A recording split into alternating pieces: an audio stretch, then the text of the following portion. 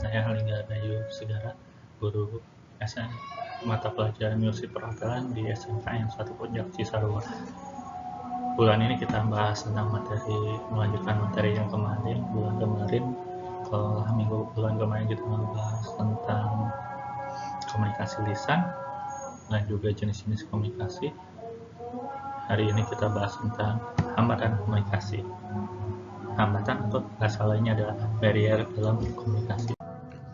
Kita bahas tentang hambatan komunikasi atau barrier. Hambatan komunikasi atau barrier adalah rintangan yang akan menyebabkan tersumbatnya informasi atau pesan yang akan mengganggu tersampaikannya pesan dari komunikator kepada komunikan. Misalkan ketika saya berbicara itu ada yang namanya suara bising-bising, itu bisa dikatakan yang namanya hambatan dalam komunikasi, sehingga pesan saya kepada orang lain itu tidak sampai.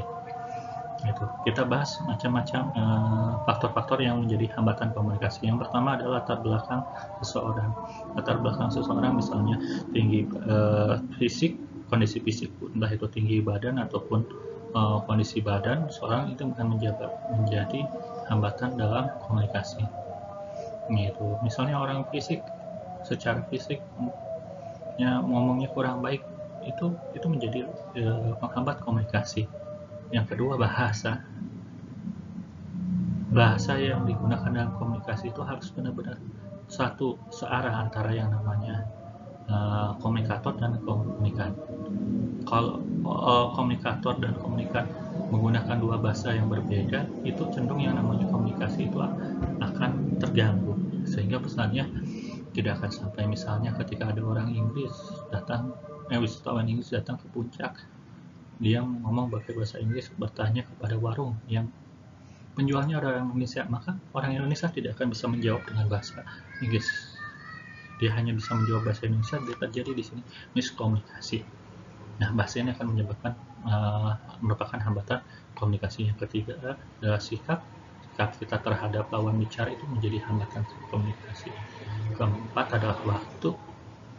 Nah, kelima adalah lingkungan. Misalnya ada suara bising-bising, itu adalah hambatan dari lingkungan.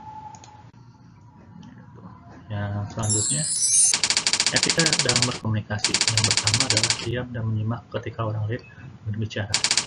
Tidak memotong pembicaraan orang lain, tidak meninggalkan lawan bicara. Ketika orang ngomong, kita pergi tiba-tiba. Nah, itu tidak baik.